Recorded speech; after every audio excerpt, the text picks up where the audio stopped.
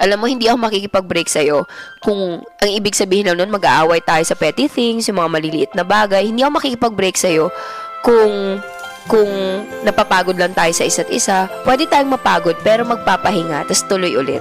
Hindi part ng option yung pakikipaghiwalay. Ngayon, ang very reason lang kung bakit ako makikipaghiwalay sa'yo is third party.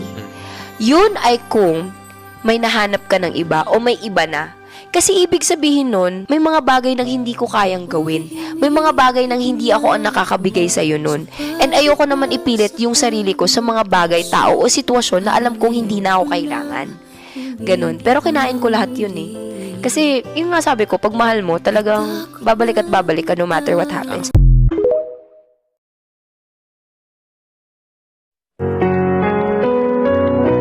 I just wanna live in this moment forever.